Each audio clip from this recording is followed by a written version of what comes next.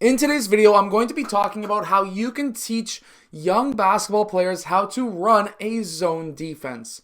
Now, in my opinion, you should always teach young players or beginner players how to run a man-to-man defense first because it's going to help them understand how a zone defense works.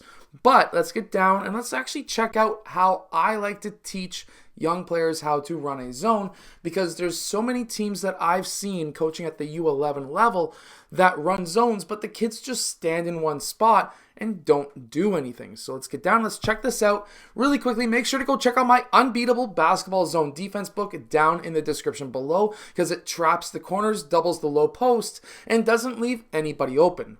Anyways, let's get down. Let's check this out. So first off, I like to explain to my players, and I actually like to draw it out for them as well, saying these are generally the areas that you're going to be guarding, generally speaking. Now, of course, there's different situations that can occur, but in general, player 3 is going to be guarding that whole area, player 5 is going to be guarding that area, and so forth for every single one of the other 4 players. I would even get them to run around their zone on the court so that they understand where they will be guarding during the game. Next, I would then set up 5 players outside of the 3-point line, and I would then have the ball passed around. Now, there's different ways of running a 2-3 style zone, which this is a 2-3. There's 2 players up top and 3 players in the bottom. Some coaches will have player 1 guard the top while player 2 guards the high posts, because in those situations, or in many situations when you're running a zone, a team is going to look to try and run a 4-out offense with a guy in the high post, which means that by the time they get that ball to the high post, that's going to draw this man up.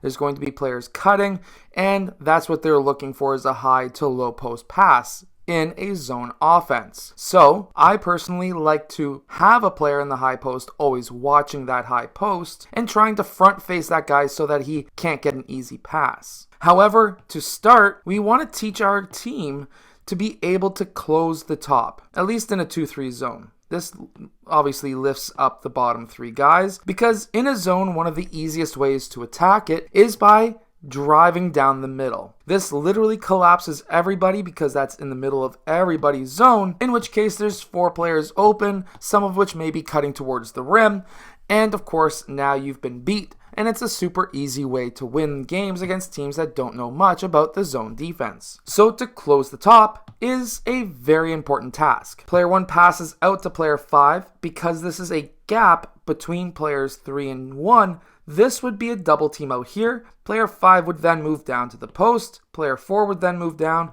and player 2 would then move down towards the high post, because of course we don't want any high post passes. The ball then goes out to the corner. This is single man coverage. Player 1's going to deny. Player 5's watching the post. Player 4's watching the post. Player 2 is watching the high post. We then pass this ball back around. The players go back into their positions. Pass this ball around again. These players move like this, and then of course the ball moves over to player 2. Because this is a gap, this would be a double team. Player 5 would then move over to the post, player 3 watches the key, and then passing over to player 3, player 4 would then be guarding player 3. He needs to chase that ball. Now, funny thing happened, of course, when I was running a 2-3 zone in a U14 game, and that was we were just absolutely demolishing a team. And while I was trying to run our offense on offense, because of course there's no sense continuously going on fast breaks and scoring and winning by more than what we won by, which was like 116 points, I was told by the person running the tournament to sit back inside the 3, which we did. We ran my my corner trap, my unbeatable basketball defense that I have down in the description, and they told me to run a 2-3 zone, because in a 2-3 zone, according to the person running the tournament, there was no double teams, and that made me laugh. And I said, you understand, a zone is basically a double team. Anytime that somebody passes the ball towards a gap in a zone, that's a double team. And clearly somebody just didn't learn basketball or just didn't understand what a zone defense was, maybe never taught correctly, but a zone is essentially a double team wherever that ball goes, unless it's depending on where it is on the court, it could be a single coverage like in the 2-3 in the corner. Now, there's different ways of running a 2-3. You can trap corners, but in a basic 2-3, anytime you attack the rim, you're going to get double teamed. And the person running the tournament was upset with me, and the other team was upset with me, and I'm like, this is what you're telling me what to do.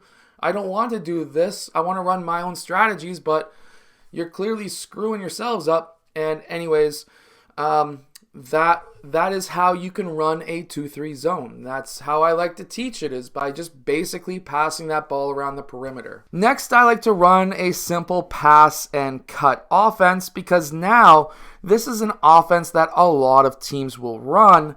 And even my team, I get every single one of my teams to run this. You pass, you cut. If they're open, you pass them the ball. But you actually try and stop them from scoring, and the offense is now trying to score against this 2-3. And then once that team is able to at least play the 2-3 or whatever zone you're trying to teach correctly while you're running a pass and cut, then you can go to a pass and screen.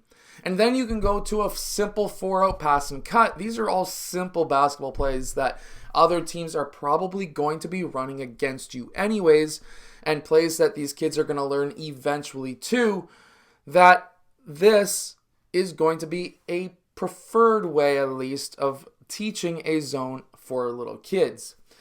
Now, I know there's a lot of people who sometimes get into the comments and say you should never teach zone to kids.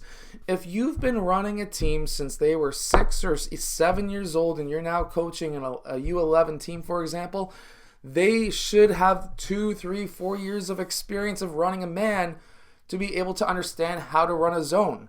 But you should always teach a man-to-man defense first, because with a man-to-man defense, with the help side defender, you are now setting up players into basically a zone anyways if you run it correctly, because now with the help side coming out to cut off a drive, you now have one player guarding 2 guys, and he's guarding the zone on that side. So that's why you should always teach man first, because man will actually teach zone principles if it's ran correctly. And we also have to remember that a perfect man-to-man defense will look like a zone, and a perfect zone defense will look like a man.